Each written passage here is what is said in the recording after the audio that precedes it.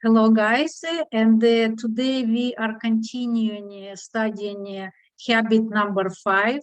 Seek first to understand, then to be understood.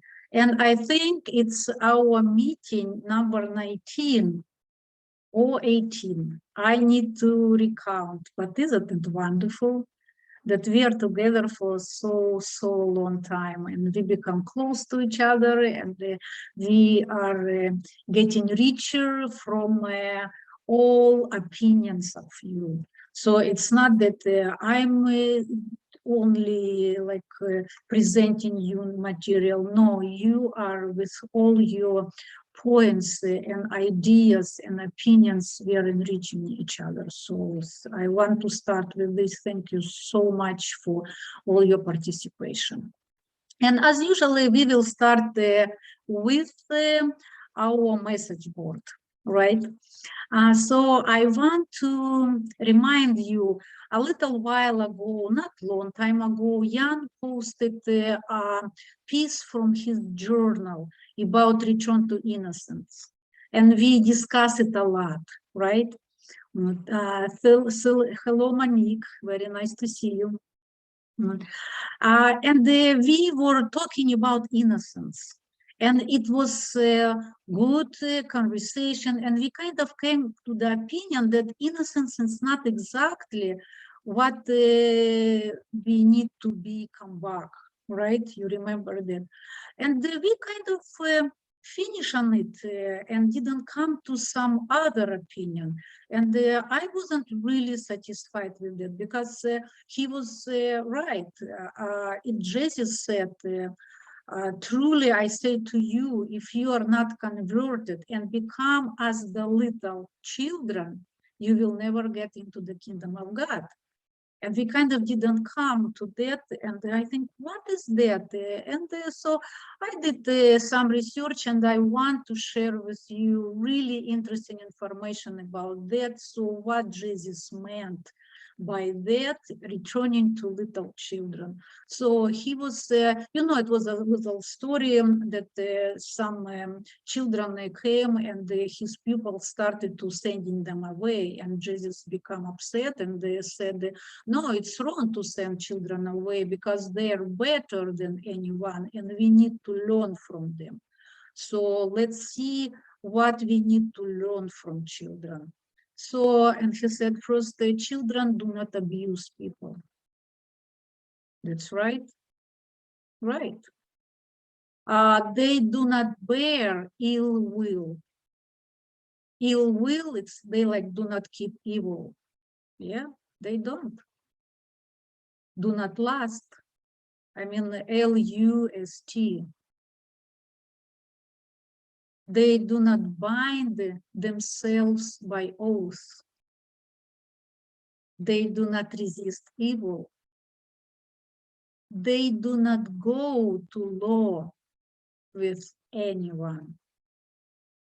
And they acknowledge no difference between their own and other nations. So they are better than grown-up people, and they are going to kingdom of heaven. This so far makes sense to me. What do you think? Yes, Patrick. Yeah, I mean the idea there, just from not only from the Christian sense, but also I think Buddha said something similar too, right? But not specifically from the children perspective. Really, is the ego aspect, right? As children, we don't really have a sense of ego, right? Or at least when I going back to my personal childhood, I just oh yeah, I just want to have fun and be curious. That is so I think that quality, the lack of ego, right, or to flip it to say the essence of humility, right? I think it's what matters, and it impacts how we practice the seventh habit, right? Especially, this habit that you're talking about, because when because we are, God, I hate to use the word grown up. We our life experience sort of strengthen our ego in a bad way that makes us worse being communicators, right? Because we're now self-centric rather than the situation-centric. Mhm. Okay, thank you. Thank you, Brian, please.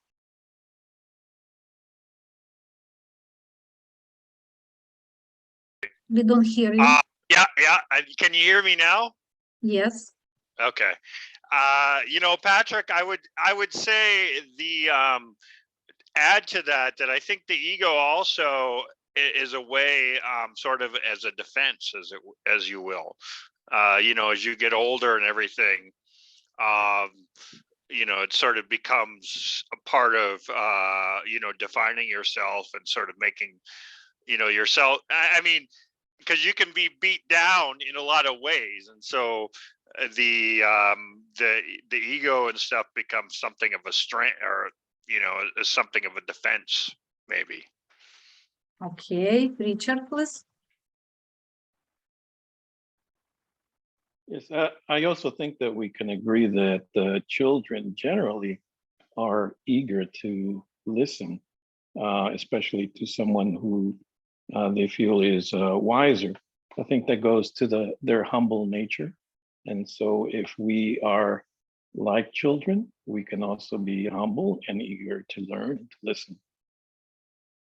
Okay. Now we are more specific, right? What I like when we are talking general, it's not really helpful, and it become on the level of information. Be good.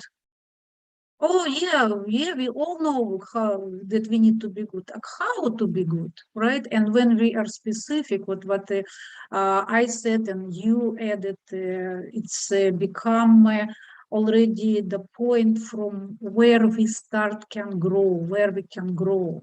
But when it's too general, it's be humble. With I read in many verses of Bible, so he was mentioning humble. Okay, what does it mean exactly?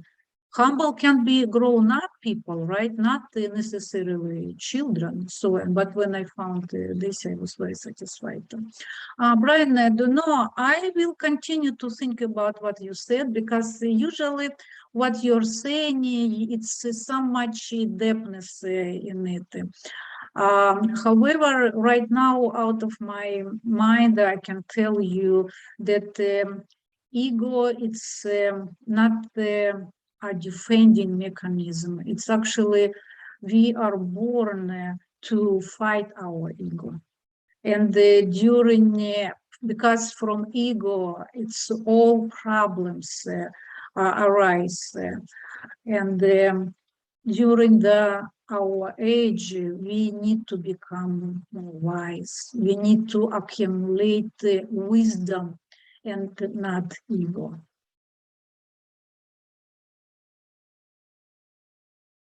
What can you say? Yes. We don't hear you. Come on, there it goes. Well, I guess I was thinking when I said that, based on maybe my own experiences and stuff like that, if you're if you like they say, if you don't have much ego and stuff like that, that you're going to be beaten down by others, right? You're going to have others take advantage of you, sort of, like use you and stuff like that. That if you don't build up sort of and I mean, I guess it sort of overlaps with self-esteem and stuff like that, I guess. But that's kind of what I referred to, and I guess maybe I'm not that knowledgeable about what the term ego means here, but what I'm just thinking is, sort of as a defense against attacks or whatever, particularly people wanting to take advantage of you, stuff like that, maybe. Okay, Patrick. Okay, Brian. So I'm going to give you a definition of ego, right? Ego is basically self-worth, right? Just keep it simple, right? you could use a lot of benchmark for that, right? You know, in the material world, it's, you know, net worth, right? That's an ego thing, right? In basketball is, I don't know, NBA championships, whatever it is, right? Whatever the measuring stick is, it's basically about that. Basically feeds into the aspects of ego. But I want to address something that you mentioned that's very interesting. You mentioned like, oh yeah, ego is a defense mechanism to help protect you, right? You know, so, but the thing is this, right? It really doesn't protect you because it's after the fact. So if you have an ego, right, you would actually go on the offense, right? It's not a defensive mechanism. It's not a protective mechanism, right? So that automatically translates to habits. You got to basically talk first rather than listen, right? You got to basically prescribe first before diagnose, right?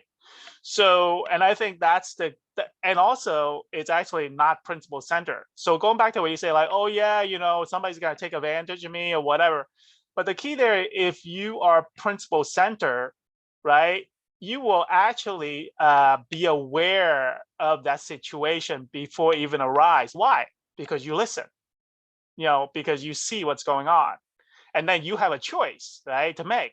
You could either, you know, be humble and basically take a step back because, you know, and take a step back or escape the situation, or have your ego take over and go on the offense, right?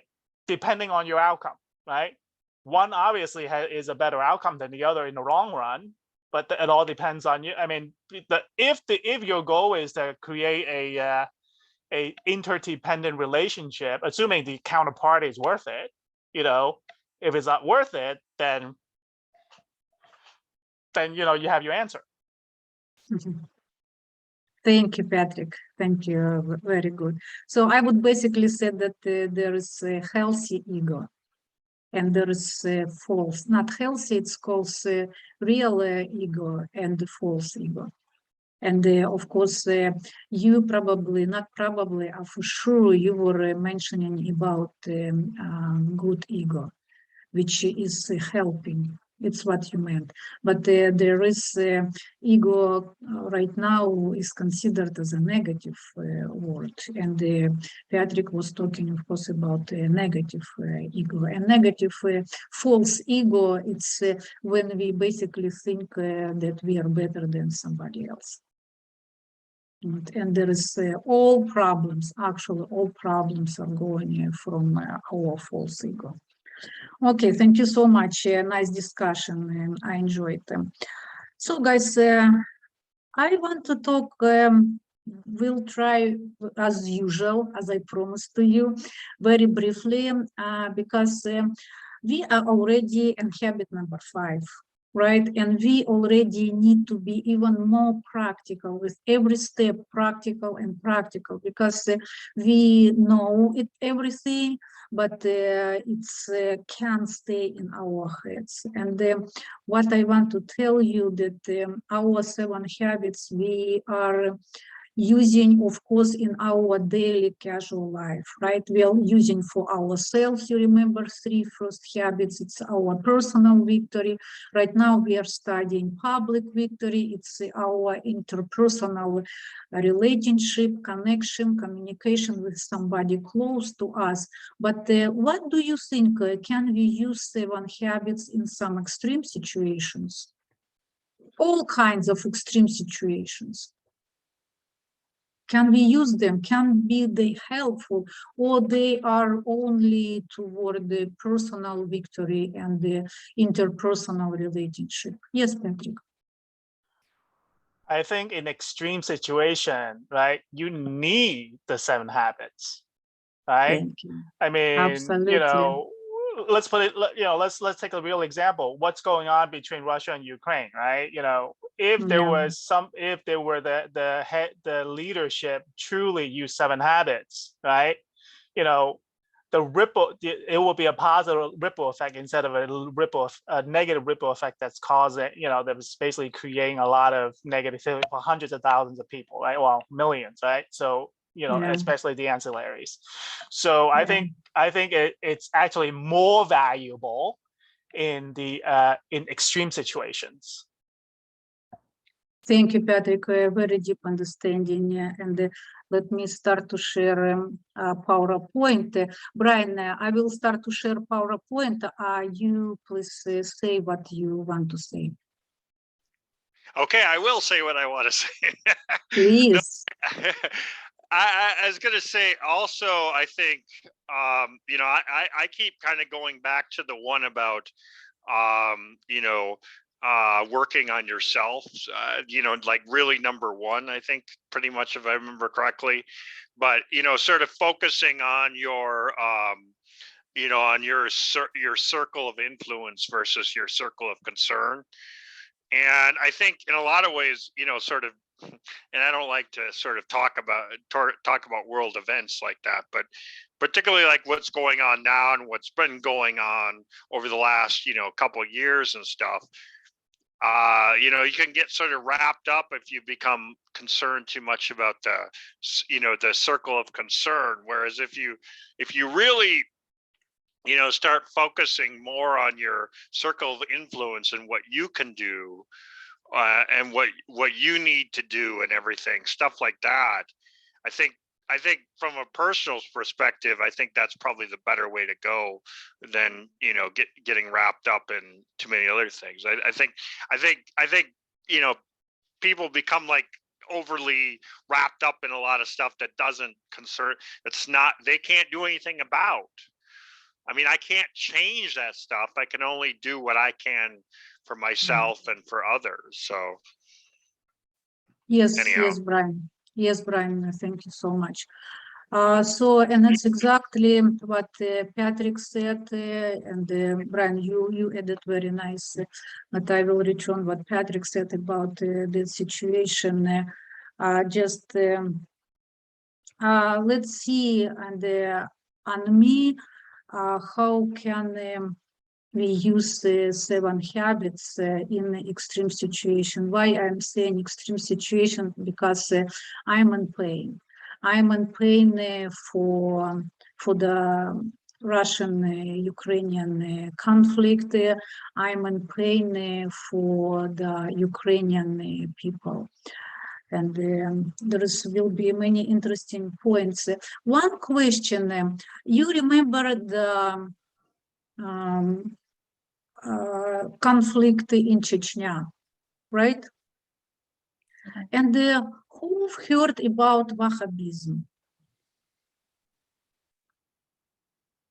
So what we know, one moment, Rabin, what we know that it was all explosions and bombing, it was from Chechen, right?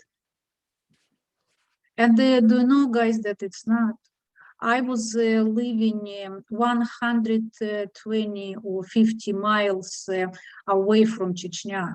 So I grew up with them. I know them. I can tell you guys, they are wonderful nationality. They're very hospitable. They're very generous. They're very peaceful. So in their Islam religion, they have a separate sect. And that sect called Wahhabism.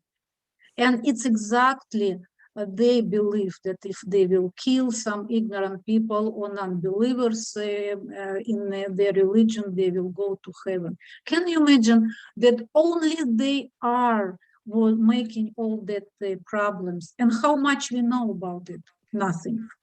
And how much we heard the Chechen people and Islam, how many people, millions of people thinking that they are violent, but they are absolutely peaceful people, and they were struggling as well. So, and you know that in Ukraine is absolutely the same situation.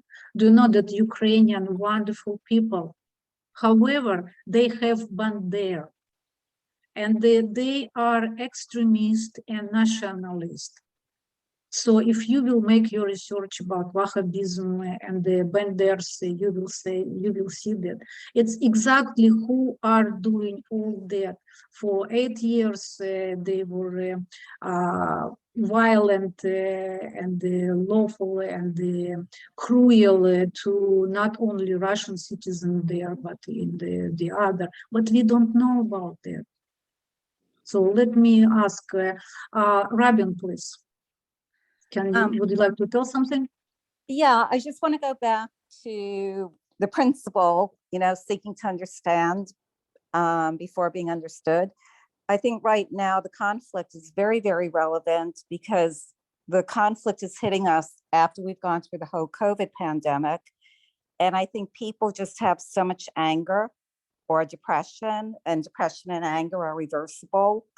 So I think it's really important right now to really try to understand where somebody's coming from when they're saying something, because they might not be in their complete right frame of mind. They could be coming from a real state of depression or fear or any other psychological pattern. Beautifully said. Thank you, Rabin. Thank you. So let's see. This is the very first meeting, paradigm and principles, and you remember that. And we were talking about that in order to make, Mr. Covey said, in order to make opinion, we need first to doubt in one rightness. And why?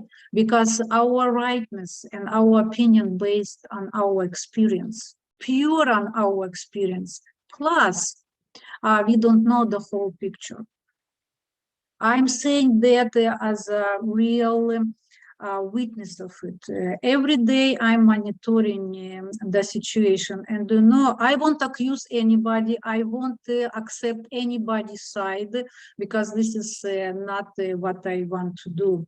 So, and I want to tell you that completely, not 60%, 70%, almost 100%, okay, 99% opposite information. Whatever you are reading, what is said the Russian side, completely different information in American news. I'm amazed, and I'm for that. I'm also again in a big pain, because this is the people's life, and if I still don't know the real reason for that, how you guys can know?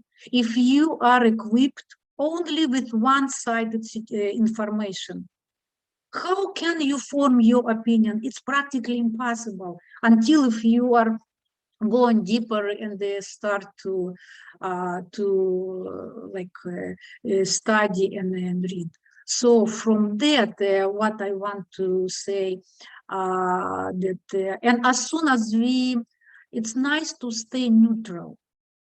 As soon as we accept some side, what is our mind doing? Our mind right away, it's a machine, start to search to support what the owner, I'm the owner, or you are the owner of your mind.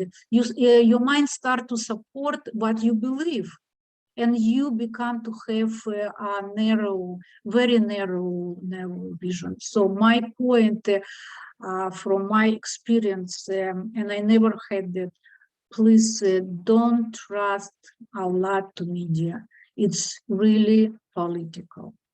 And we can say about the habit number 5, right? So how often we prescribe before diagnose. He said in communication, but Patrick said that in extreme situation as well. So do not prescribe before we know the situation. Yes, Brian. It's what you said there. What you're saying there, I think, is probably, well, I appreciate you saying that. I also want to say that I know from my own personal perspective,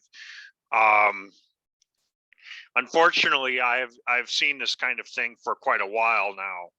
I mean, for a number of years, and I probably shouldn't get to say anything in particular, but it's kind of sad that what we've seen over the last few years has sort of been accentuated by sort of what you're referring to, you know, the media and stuff like that. And I don't know, I didn't want to go off on it too much, but Right. it's very sad.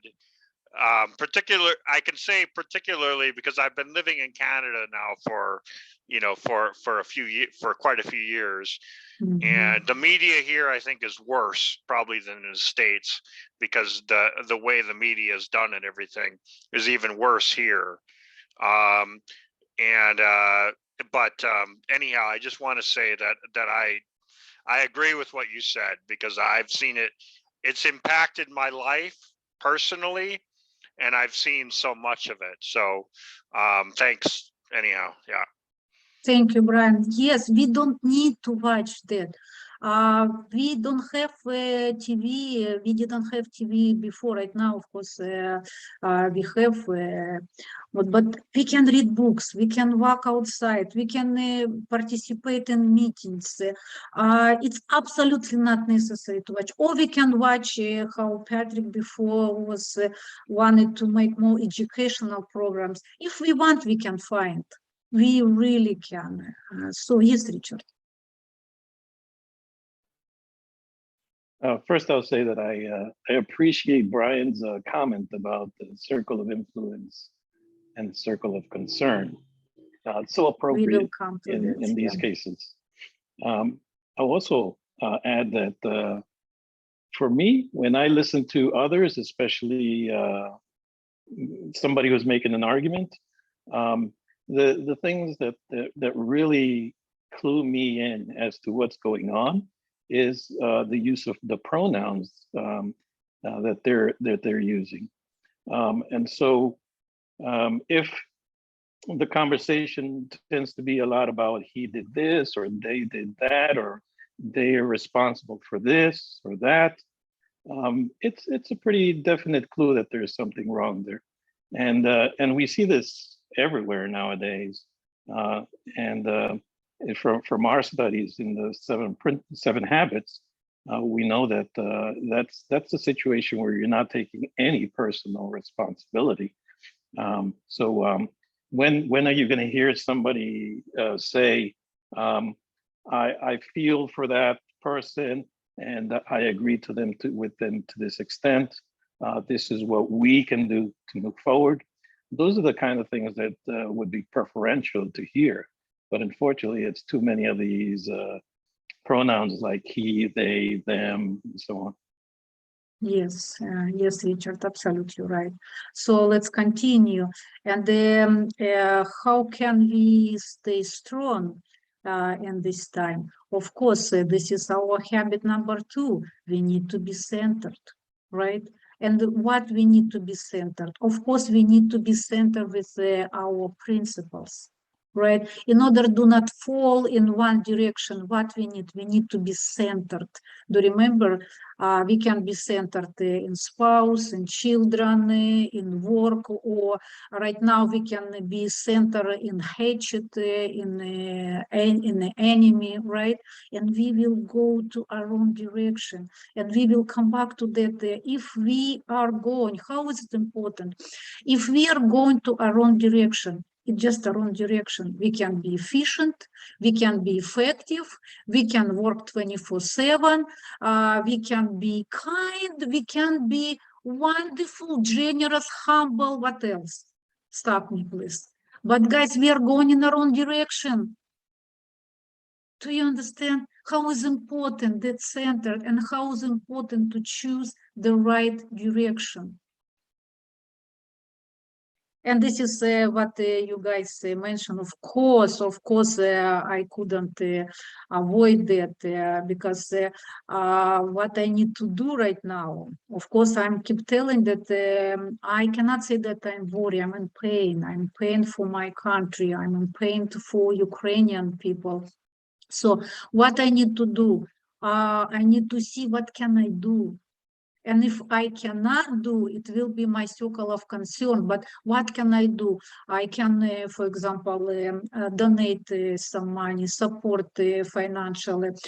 I can participate maybe in some good conversation, not conversation when they will complain, right? Maybe some support, and I have some groups about. So this is our habit number 3. This all about management. So if I will get very emotional, I can find myself in quadrant number 3 or even 4, right? You see quadrant 3, distraction and time wasting. No, I need to be strong, and I need to be in quadrant number 2. So I need to continue with my things, right? And do not research every day. I have my aura when I'm doing that in order to stay updated, and then I'm going into my things. But I can stuck there and say it's extreme situation and wasting and do not help, because it's actually will be my area of concern, right? So this is our habit number 4, and you remember it's about a win-win situation, right? Definitely, this situation is not win-win. So when I said do not, and we said, and we all said that do not judge, it doesn't mean that we need to stop to think and have our opinion. Absolutely not. We can have our opinion. We can say who is right, who is wrong. If, for example, we are saying Russia is evil, this is judging. Or, for example, those Banderas are evil, so this is judging. And if we will look from our habit number 4, think win-win. You remember character, it was 5 dimensions of win-win. So you remember that character is the foundation of that situation. And let's see, integrity. For 8 years, Russia was having a negotiation with the Banderas, and they just ignore. They ignored, they were violating Russian citizens, they were basically killing them, and there was a lot of unlawful situation was there. And you know about nuclear power, there also this is a big concern for that conflict. However, now let's go to maturity. So we see no integrity, and they didn't keep their words. Let's talk about maturity. Was it mature enough for Russia to go and answer violence by unviolence? Okay, if you kill our people, let me show our power and do you the same. Was it mature? I don't think so. So there is no integrity from one side and no maturity from the other side, right? Of course, we cannot say about abundance mentality as well. So, and we know if no foundation for character, what kind of relationship can be? None. Integrity. If no integrity, if one side doesn't keep the promise, there is no trust. If the same side, for example, is not understanding the consequences, of course, there is no relationship. It was, for example, open communication. They tried, Russians tried. However, what we ended up, no character, no essence, relationship is essence. Of course, what kind of agreement we can talk? So do you see how character is important? And right now, 2 countries, what they are trying, they are both try win, and the other side should lose, right? And we remember, if 2 people will meet with both will think, I want to win, you will lose. And the other side is saying, I will win, you will lose. We will have a situation lose-lose.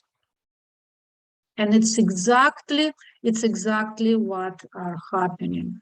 And the habit number 7, what we will study, sharpen the saw, it's our constant learning. So we can learn even from negative situation. not necessarily only from positive situation. What I found worth to example, let's start with Zelensky.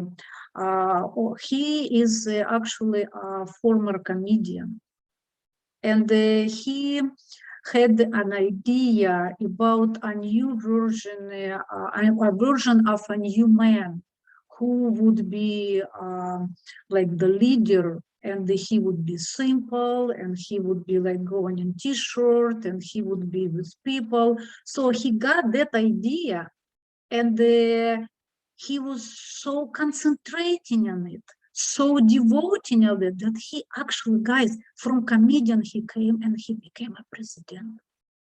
What I want to say there, I want to say dream, and the sky is the limit for you. Who are geniuses?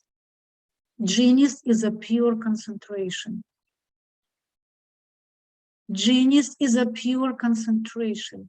So if we, whatever we concentrate on anything, we will get it. With God help, we will help it. We will get it. And please teach your children that. So what we need to tell to our children, my dear, you can reach in this world everything you want. See, you can reach. So what approach is that? Inside out, you can reach everything instead of you deserve everything. See, you deserve, it means what child will expect in the future. He or she will expect, where is my stuff? My daddy, my mommy told me that I deserve everything. Where is my stuff? They didn't tell me anything about that I need to do something. I'm just deserve it. This is the difference. This is inside our approach. You can reach everything if you work, or instead of you deserve everything. So this is our 7. And then the last thing, while for example, Zelensky reached that, of course, about character and about integrity, of course, it's not enough and needs to work. If we will look at Putin, for example, he has everything. He has power, he has a great country. What was happened? Why that happened? That he's so huge, and I think he could find some different way. So there is maybe it's already self-pride that I can do. So what can we learn from it? So for example, if we are leaders, do not be over yourself that much, and think about what kind of reaps will get my action. And I really want to finish it, what Jan wrote in his almost last post. He wrote beautifully. We will finish with his saying. He was saying, never wrestle with a pig. You both get dirty, and the pigs like that. And don't know why, not why, what I want to say. Benders are small, and Russia is huge. And now both of are dirty. But Russia is so huge and is so dirty right now that nobody sees those Banders because they're so little. So the more you are, the greater you are, the more you need to be thoughtful. What kind of effect your action will bring? Okay, guys, anybody wants to add something? I will move forward. Okay. If you remember, Can Go I ahead. add something, Lena? Sorry. Yes. Can I add yes. something? I just want to add that you know, and I've only done a little bit of reading on it and everything, but you know, the Russian history and everything, or the history there is so rich and it's so complicated. You know, it's like and you know and like I know next to nothing about it. And I think I probably know more than most North Americans, but I know next to nothing about it. And Yeah, the yeah, truth you're is right. that there's it's like such a long history, and there's so complicated. There's been so much involvement, and it's even between Ukraine and Russia, Chechnya, all that stuff, and it's so complicated that Yes, yes, Brian. I don't know. Anyhow, sorry. Okay. Patrick, please. Thank you, Brian. Well, I think, in a wicked situation like this, right? And it's not just, obviously this is extreme, right? Where basically cost of lives are real, right? Where, in a less extreme, right? Let's say, between two companies trying to merge, right? Or two companies try to basically compete, right? To take over whatever. The whole idea of, principle center leadership or these habits, right? You have to they have to play out in such a way that it has to be a win-win for the long term, right? If you are truly an effective leader, right? Now, I'm not saying like Putin is not, right? He's probably got this planned out, months ahead, right? We don't know what the outcome he's looking for. In actuality, what is said in public might just be a fragment of what the truth is, right? So, I think we can't, place a bet on what it is until it's over. You know what I mean? So, Yes. I think the key here is taking this as a case study, right? Using the 7 habits, to me, it is very useful. It's useful Yes. from my perspective in terms of what does it mean to actually, first of all, is it applicable, right? And I believe that in an extreme situation, it's very applicable, right? Yes. And second, how did it get to this in such a way that you have to create a win-lose situation or potentially lose-lose situation for everybody, right? Yes. So, and I'm pretty sure it won't get there because you have a lot of smart people, dealing with this, right? So to me, it's the multi-dimensional of how, at least for me, how I could take these lessons, right, that I'm witnessing and basically apply to my life, right? Right. So I think that's where the rubber meets the road in the practicality of, using the 7 habits of applying in an extreme situation. Exactly, Patrick. Very good. Yes, Richard. First, I'll say I agree, and the way that you took this event, this very current event, and sort of wrapped it in your presentation of the 7 habits is very effective. I like the way it was done. I appreciate it. And you can see where many of the mistakes are done by politicians. I would also say that in many cases, as far as win-win goes and getting there, the abundance mentality may also relate to things like natural resources and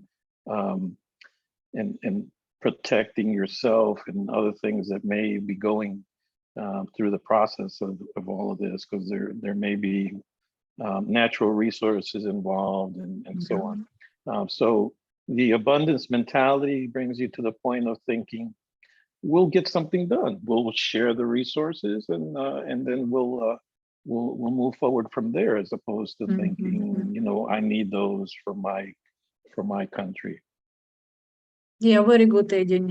I skip it because it was obvious, but you notice, and I like what you notice because it's actually more important than I actually thought. Thank you, everyone, and let's move ahead. Very brief review. You remember about this optometrist who, instead of investigating the problem eyes with his patient, he just handed his pair of glasses and said they were helpful to me. So we figure out that we won't come back to this optometrist, right? And at the same moment, Mr. Covey said, how often do we diagnose before we prescribe in communication? So how often we do that in communication? So we were talking about this woman, mom, obviously, and really, she wanted to, she was worried about her son. He loved him, he cared about him. But what was on the way? Why he didn't get into him? Why he didn't open to her? What do you think? I just remind, it's not necessary to remind you the conversation. It's obviously, so he was worried. She asked what to do, why he's upset, and he finally said to her that he doesn't like school, and she thought, oh, what do you mean don't like the school? And the conversation, of course, ended up. So why she didn't get into him? Because really, she's interested in his welfare. She loves him. I'm absolutely she know that she did her best. Yes, Brian. Well, she is pretty much speaking more from her own experiences and stuff like that, rather than actually understanding what his situation is. And so pretty much as soon as the woman starts responding based on her own situation, not listening to his problems and understanding what was going on with him, then he pretty much lost the audience, basically. It's like, Beautiful. 10 points, beautiful answer. So, and on the kind note, guys, you know what kind of thought came into my mind? She just didn't know how. She really didn't know how to access. She tried her best. So whose fault is that? It's not that I'm looking whose fault is that. It's again, if we talk already about it. This is what our educational system, that we are studying everything, cosinus, tangents, logarithm, all science, all things which we never use in our life. But with this basic communication, we even don't study. We don't study how to be healthy. We don't study how to be a mother, how to be a father, how to be a woman, how to be a man. We don't study that. This is a big, huge problem. Yes, Patrick. It actually reminds me of the thread in WhatsApp where I think Richard had talked about the idea of culture, right? I think it was like culture and experience, right? So I think, in terms of culture, right? Where the mother or the parent is authoritative figure is like, hey, you do what I say, right? Because that's what I know. And, and that's how I did it, right? I had to listen, so the idea of what you said about training or education, right? Especially the emotional aspect of it, right? Yeah. It's not a required course, I guess you could say it. It's an independent study. And, Unfortunately, unfortunately. Yeah, exactly. Yes, So absolutely unfortunate. Cannot be. This is our happiness. This is our life. This is our success. This should be unavoidable courses. Yes, Brian. well, I actually think you say that you say that it's unfortunate. I actually don't know that it necessarily is quote unquote unfortunate, though, because if you think back, Lena, what you said before about you having read the Great Hat or the Seven Habits books, I don't know what, 15 years ago or something like that. Yeah. And you said, well, you heard it and all that kind of stuff, but it didn't really resonate with you at all, right? So it's like, Yes.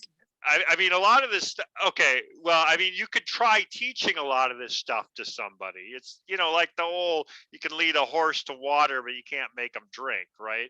I mean, you could try teaching a lot of this stuff. And unfortunately, a lot of times, I think they tried doing that a lot of times in the 50s, and, you get close to propaganda a lot of times with that kind of thing. So you have to be very careful there, I'm afraid.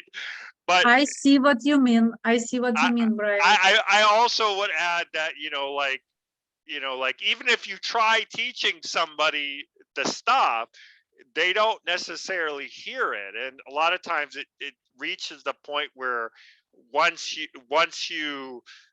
you sort of realize it, then that's where you start picking it up. And so it's you could try teaching it, but it might not work. Let me tell you, thank you for your opinion, and I really see what you mean. So first, I got 7 points. I just was reading by myself, basically alone, and I was very impressed with that book. I just successfully forgot it in a couple of months because I didn't practice. What I was very successful in it. And again, what you said, that not everybody can get it. I completely agree with you, but not everybody get it, even math, languages, and science. Anyway, we are teaching it, right? And okay, let's do what is about if 50% will get. It means 50% of our future generation will be happy. 50% of our future generation will be successful, effective, and they will have knowledge. And the knowledge needs to be taught according to the degree. For example, 7 habits, it's not for the first degree and not for the third degree, right? It's already 7 habits needs to study in high school, for example. But there is tons of not information, wisdom for children starting from first and second and third degree. There is tons of information for fifth degree. There is tons of information for the grown-up teenagers. So we have to do that. It's my opinion. Yes, Richard. So it may be obvious that we're all here in this group voluntarily, and we are being influenced by each other very much voluntarily. And in the cases where you're not able to get the other person's attention voluntarily, of course, it's going to be much more difficult.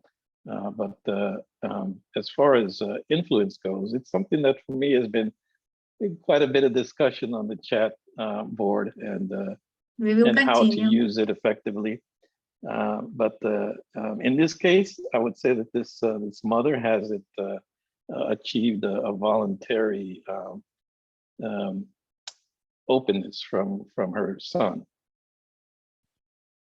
Okay, I actually remember she didn't achieve. He closed up because she used to start, how Brian said, the autobiography.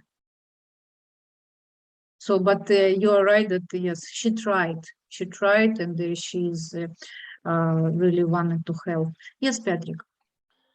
I want to add to what Brian saying from a different perspective. It's like, yeah, you could learn this stuff, right? But you forget it. But the reason why we forget is because of the lack of practice, right? Yes. So, and the lack of practice is not because like, oh, it's, in the beginning of any new skills, right? You need external influence, Yes. right? To basically practice, right? Eventually, it will become an internal habit.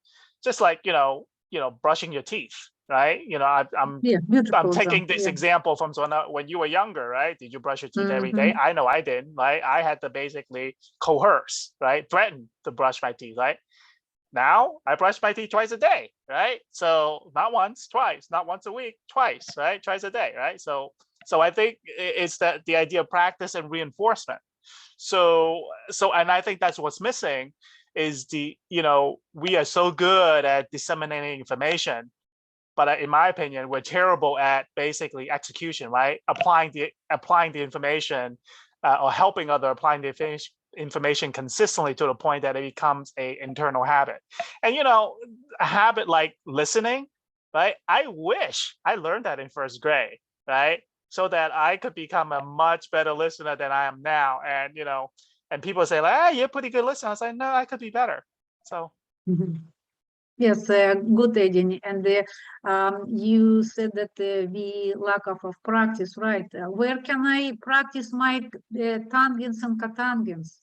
Where can I practice my chemistry, which I studied?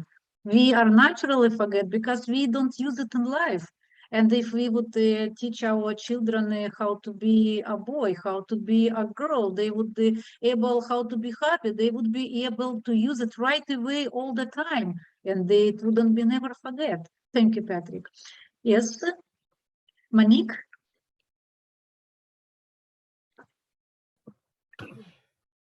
First, I'm really excited I found this group. A lot of Thank you. like-minded people. So shout out to all of us.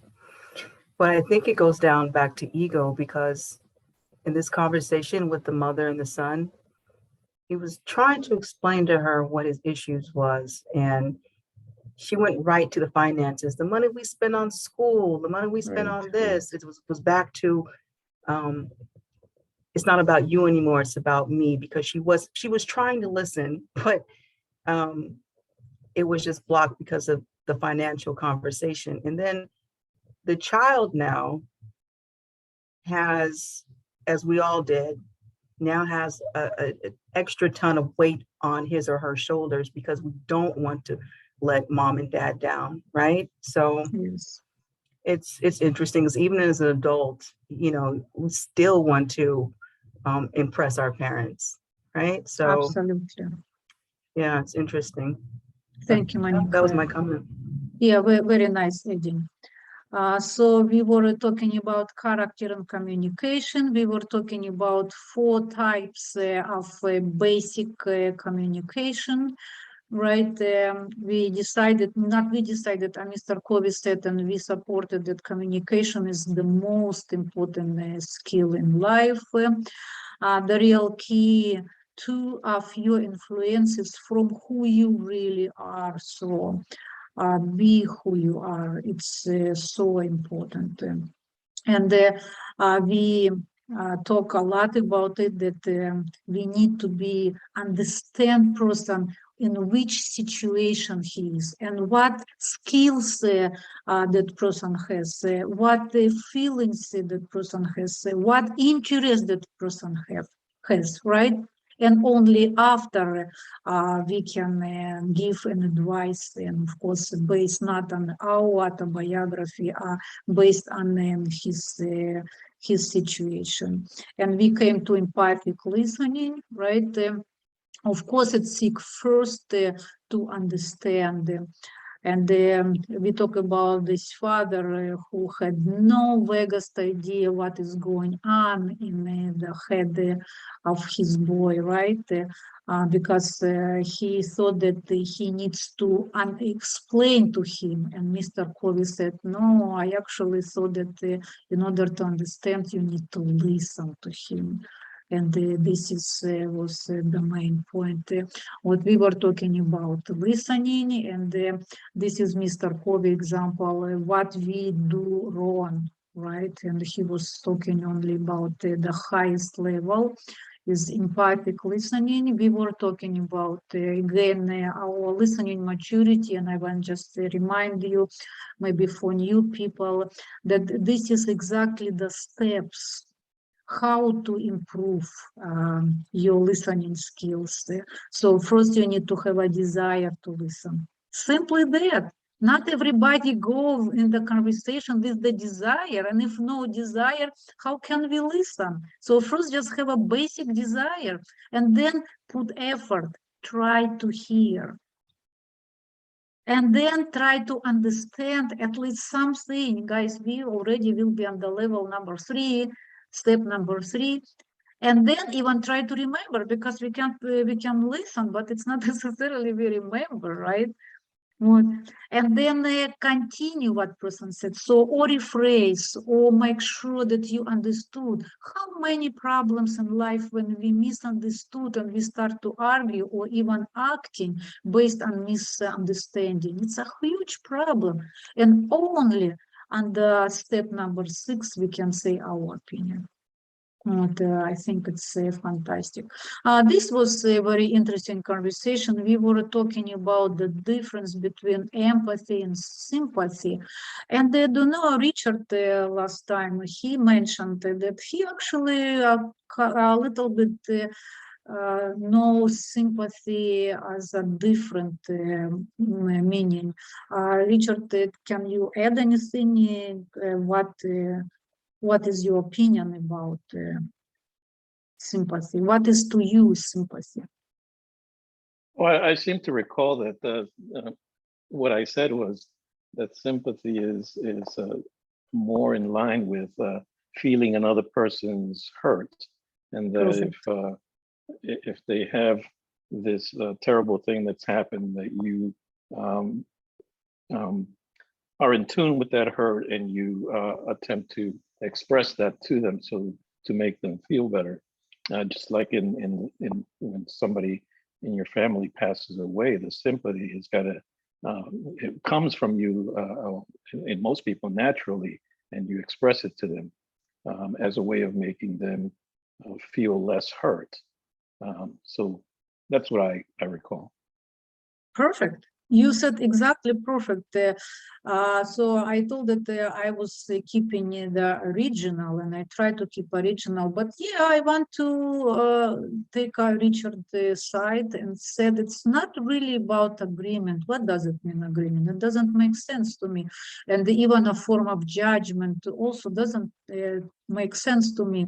So sympathy, it's having common feelings.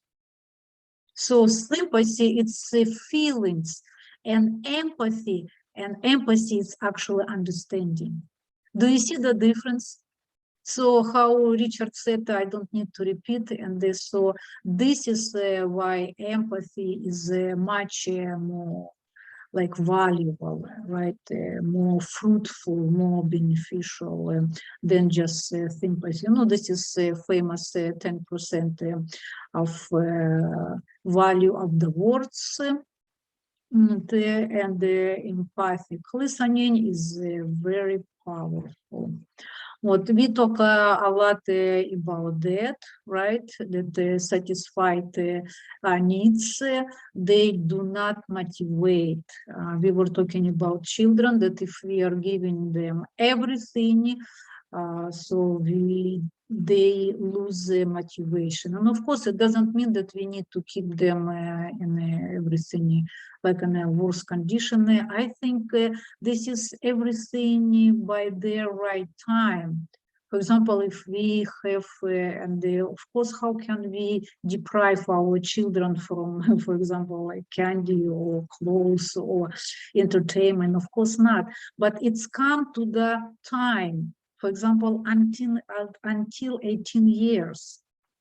It's our responsibility. We cannot deprive our children, right? But after 18, when they already can do something, we need to really gradually suppress our support in order that they would be motivated. So everything should be with subordination.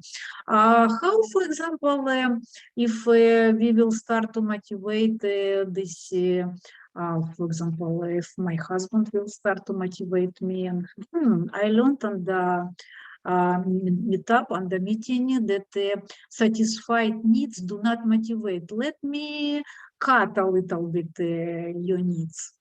Or a woman will decide, oh, I learned it, so satisfied need do not motivate. Let me motivate my husband, and I will cut something. For example, I will cook in half, I will half wash his clothes, I will half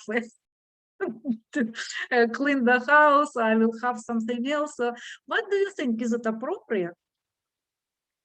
And where do we motivate our spouses? Guys, it's not appropriate. Okay, Brian, sorry. Well, I was going to say that's that's not a really positive way to go about things. You know, that's sort of no, that's more of a you know, sorry, I can't think of the word that I want right now. I mean that, you know, you're not really using your proactiveness, if you will. You're sort of trying to there's a word for it, but I can't think of what it is offhand. That's But okay. Anyway, you said your opinion. Thank you, Brian. Richard, please. Well, it's a harsh word. It could be coercion or blackmail, something like that. But no, obviously it's not Of correct course. to suspend satisfying a need in order to promote something else. It's, yeah, it's Right, coercion. right, guys. Yes, so thank you so much. So if we will try to motivate our spouses this way, we can motivate them to find another spouses, right? So we don't need to do that. So what I want to mention that how we need to accept all information. Any information we need to inside find the appropriate place for it, find the appropriate situation, keep subordination, keep the see where we can apply it. So not just we learn something. I've seen it when people learn something and they started to apply it everywhere. We learned it. So with this, let's use our brain and we do that. And we are continuing empathic listening, and we were talking that it's actually seeking first to understand. It's hard, and it's not only hard but risky, right? And about paradox, and Richard was asking that before, and I want to ask Richard again. So how you are right now with influence? Yeah, I still believe it is, as I said before, when you are voluntarily open to be influenced and you express that, then it is okay to influence. And so the danger there is that you will also be influenced in other ways. But to attempt to influence without volunteering or an open person, the other person being open to that, could be more of a controlling thing rather than a positive thing. Absolutely. We were talking about proactivity. Proactivity, what is proactivity? It's basically controlling your mind. How this thing can go bad? Anything in excession is bad. For example, if we are taking care of our health, right, and we decide to exercise, how can we go bad? Absolutely can, because if we will start exercise 24/7, we just hurt our body. So, right, everything in excess bad, but it doesn't put even a shade on influence, because influence is the moving force of progress, of moving force people to be good, to do some wonderful stuff in the world. Yes, Patrick. Well, I'm gonna well, I'm trying to crystallize what Richard is saying. So let's say, right, I'm basically having a conversation with someone, right? And I want a win-win outcome or a synergistic relationship, right? So I'm like, you know what? I want to hear what the other person said, right? So empathic listening. So therefore I am, giving permission for the other person to influence me, right?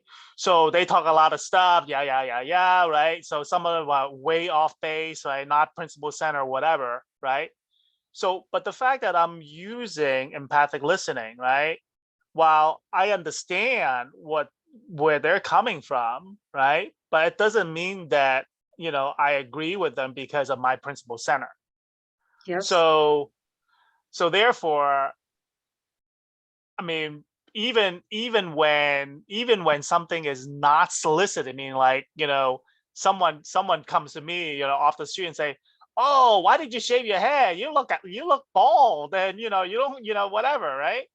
So even that, right? I'm like, okay, you know, I don't know why you're saying that, but it doesn't bother it shouldn't impact me because I'm not influenced by that comment to say like, oh my God, I should grow my hair, right? Does that make sense? Awesome. Absolutely awesome. I absolutely love it. We cannot control the other people. They can too much influence. They can don't influence.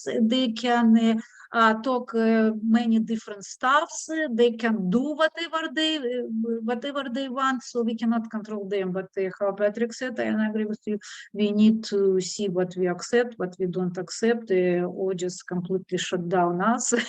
Do not take care what the other people doing outside. Yes, beautiful. Thank you. Yes, Monique.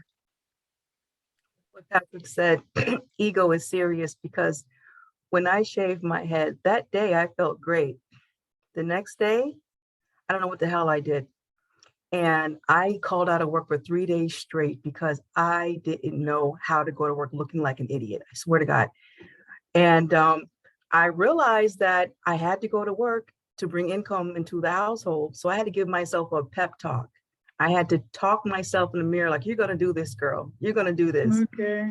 And the first day, I was living in DC, so waiting on the train, and I had this stern look of, don't mess with me. This is me. And what I found, interestingly enough, is, you know how when you lose one sense, like your hearing goes, your eyesight becomes more sharper. It's interesting how the mind works, because I found myself buying clothes that were more accentuating to my body. And all of a sudden I used to wear sneakers all the time. All of a sudden I'm wearing heels now because I wanted, even though the hair was gone, I was still a woman.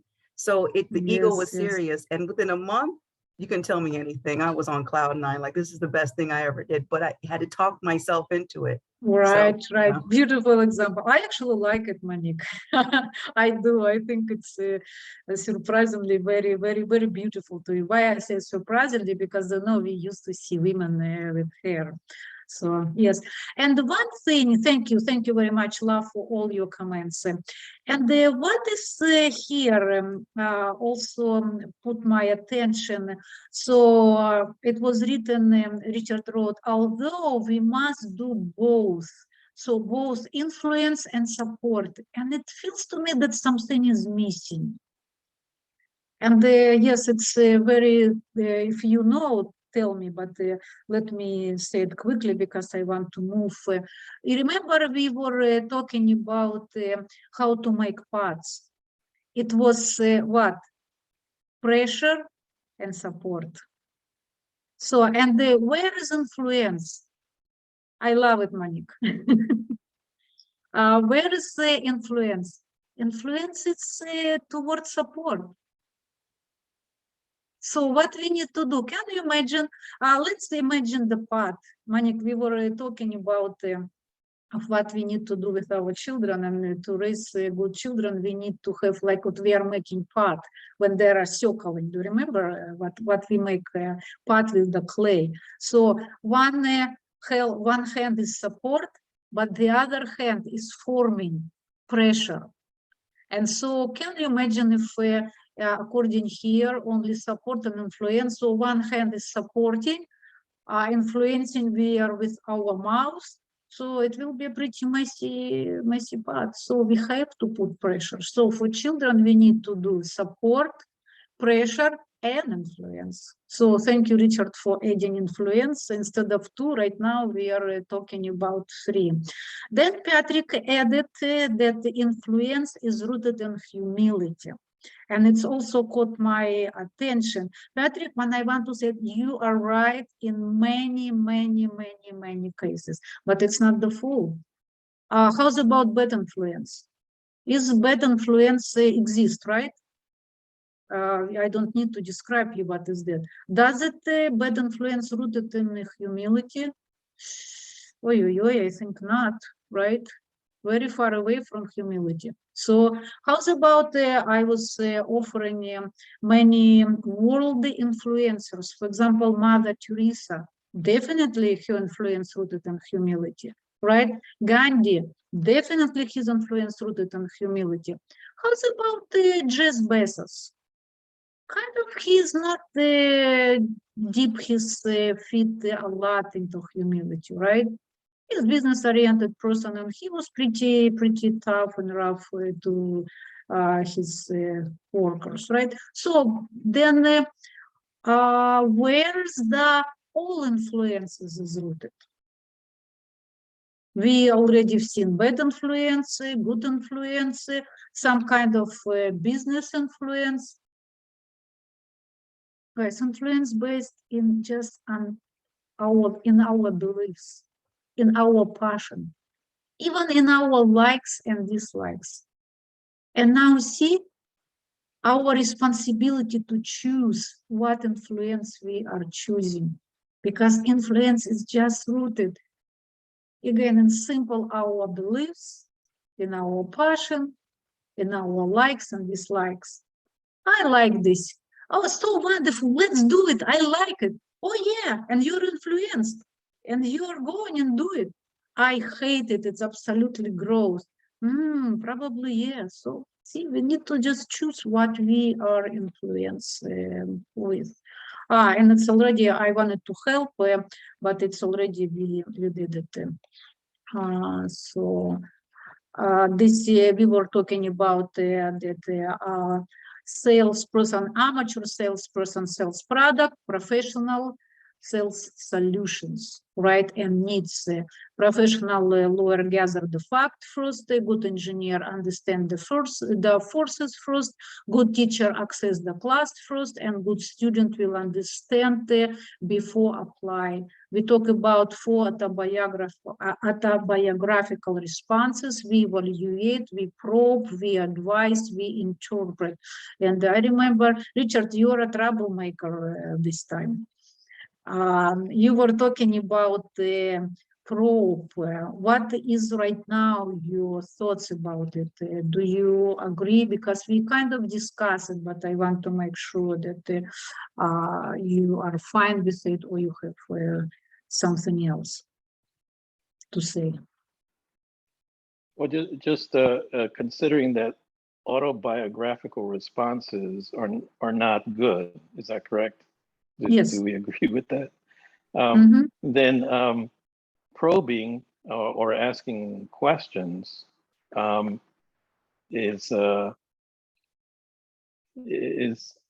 the reason why you may ask is, are you asking to understand or are you asking to confuse?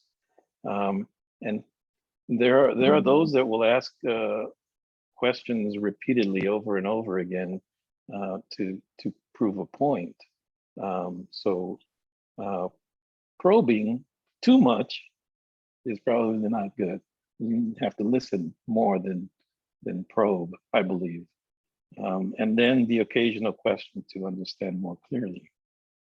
Yes, thank you. So, and again, I just want to point this is important. Nothing wrong with asking questions. Now, how we will understand the other person if we don't ask questions, right?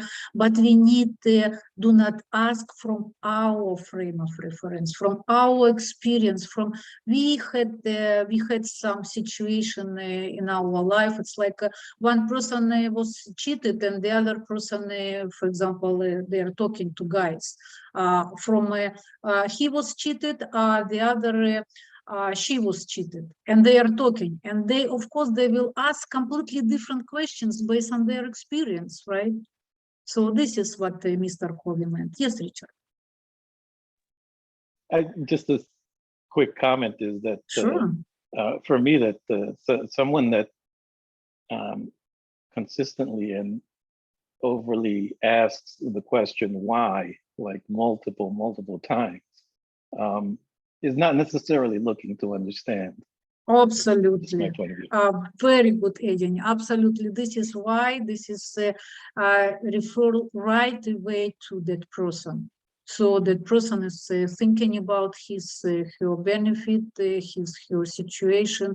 This is not about you. So and just why it's general and toward yourself. But if ask exact question toward the situation, it's not only why. It will be more specific question. Yes, very good, Evgeny. Thank you so much. And so this is the most exciting and more immediately applicable of all 7 habits. Guys, finally, let's take a look at one of the typical communication between a father and his teenager son. And we will look at their responses, and gradually we will progress to some better communication. Do you see well? I would ask somebody to be a boy and read what is highlighted in blue. Who would like to read what is in blue? I'll do it. Yes, sure. And the next, we have another, next, Richard. Okay, can you start? So you are the boy. Okay. Boy, Dad, I've had it. School is for the birds. What's the matter, son? And you see that this is a probing. Okay. It's totally impractical. I don't get a thing out of it. Well, you just can't see the benefits yet, son. I felt the same way when I was your age. I remember thinking what a waste some of the classes were, but those classes turned out to be the most helpful to me later on. Just hang in there, give it some time. And this is already right away advising. Right away, see, he's giving advice, even he really didn't figure out what's going on, right? Okay. I have given it 10 years of my life. Can you tell me what good X plus Y is going to do me as an auto mechanic? Yeah, so son continued to explaining. He already got an advice, and it was autobiographical advising as well as, of course. And auto mechanic, you got a kidding me. So finally, at least he started to evaluating. No, I'm not. Look at Joe. He's quit school. He's working on cars and he's making lots of money. Now that's practical. It may look like a way now, but several years down the road, Joe's going to wish he'd stayed in school. You don't want to be an auto mechanic. You need an education to prepare you for something better than that. Again, advising, right? I don't know. Joe's got a pretty good setup. Look, son, have you really tried? At least this was some probing and evaluating. I've been in high school 2 years now. Sure, I've tried. It's just a waste. That's highly respected school, son. Give them a little credit. Again, advising. Well, you know, the other guys feel the same way I do. Do you realize how many sacrifices your mother and I have made to get you where you are? You can't quit when you are coming so far, evaluating. I know you have sacrificed, Dad, but it's just not worth it. Look, maybe if you spend more time doing your homework and less time in front of TV, advising, evaluating, it's even boring for us, right? Look, Dad, it's just no good. Oh, you know what? Never mind. I don't want to talk about this anyway. Yes, absolutely. We could expect that. However, obviously, his father had a good intent, right? It was well intended because he was talking. What again we can see? We can see unskillful, not knowing how to communicate with his son. So next thing will be a little bit more. So let's look carefully now at the son intent. So far, we've seen only what is father was trying, what is his intent. Now we can see, and his autobiographical answers. Let's look a little bit more. And they probably, do you know, can Richard or Patrick and Brian, like whoever wants, can you read and just stop when it would be parentheses that maybe we would like to discuss? So who would like to read? Richard, who you would like to be, a father, a boy? I feel like a father. Okay. Brian will be a boy. Okay, good job. Let's go. Boy, Dad, I've had it. School is for the birds. So what he's saying, he want to talk. He wants your attention. Okay, What's the matter, son? good. It's, So you are interested. oh, sorry. No, It's that's fine. totally impractical. I don't get a thing out of it. So guys, what does it mean? It means he got a problem and he feel just terrible. Well, you can't see the benefits yet, son. I felt the same way when I was your age. And he's thinking, oh no, here comes chapter 3 of Dad's autobiography. Yes, so the This boy is- feels terrible. I'm sorry, Richard. Boys feels terrible. Father right away without figurating, he's putting his autobiography. Yes. And then continue with the parentheses. No, Yes, I everything. remember. Okay. I remember thinking what a waste of time or a waste of some of the classes were. But those classes turned out to be the most helpful to me later on. Just hang in there. Give it some time. So yeah, time won't solve my problem. It's what the boy was thinking. I wish I could tell you. I wish I could just split it out.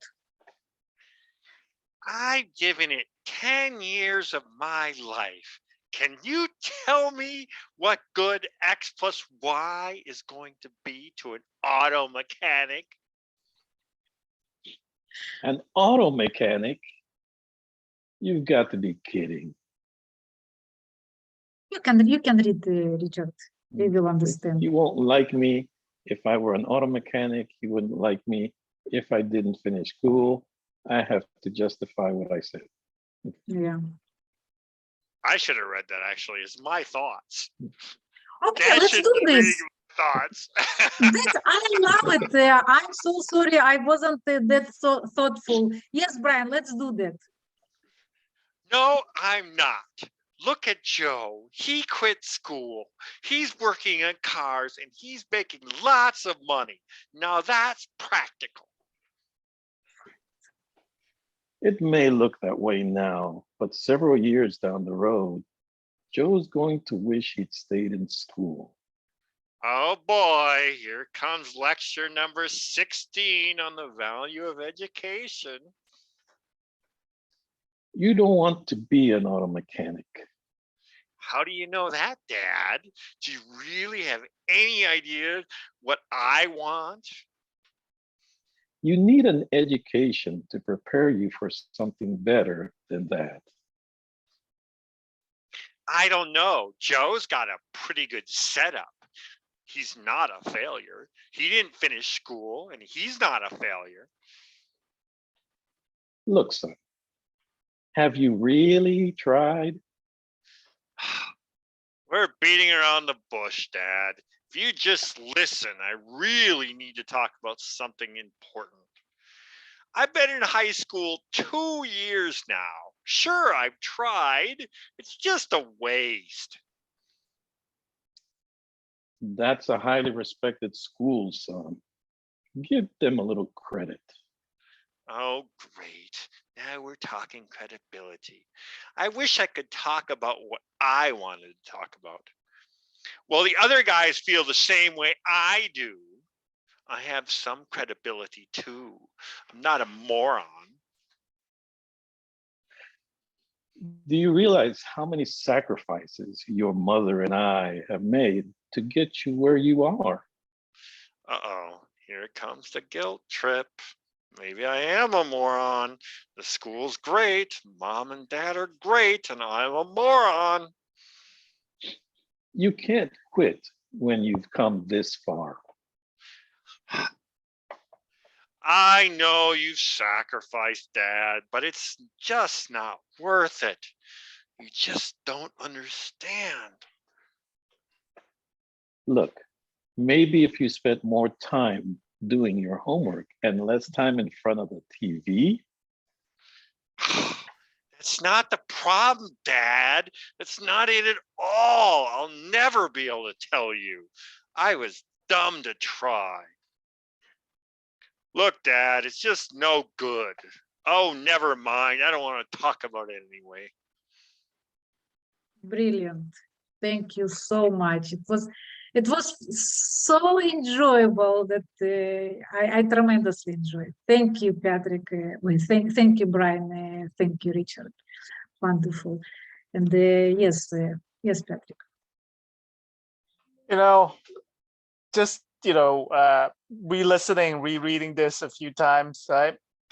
Not only do we need to be a good, an empathic listener, right? A lot of time, yeah, I guess that's the second part is, speak to be understood, right? It's also the way that we speak, right? Should also be very direct and to the point of the Right. problem itself, right?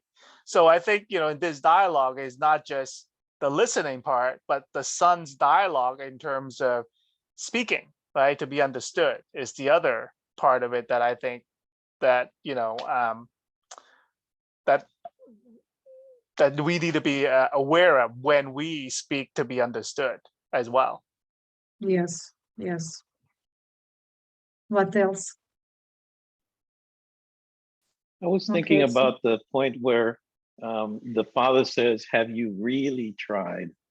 And to me, the word really has a very judgmental feel to it, as if you're saying, you haven't really done something, meaning that you may be deluding yourself that you've done something, but really haven't. And so Yes, I that word agree with really you has a judgmental feel. because it was like 10 years and he got the feeling maybe recently and it's like going cut off all his 10 years. Yes, I agree with you. So, and Mr. Covey is pointing to us that now we can see how limited we are when we try to understand another person just on the words alone. And especially when we are looking at that person through our own glasses. When we see then our autobiographical responses and how it's really how it doesn't work. So until we really will try to empathetically listen people in order to understand first. So right now it's 5:35. Let's just a couple of minutes. We need to read one more in order to finish that. Otherwise, next time we will be difficult will be to remember. Next time we want. I will remind you everything because we did it today. So we will go right away in order to finish. So the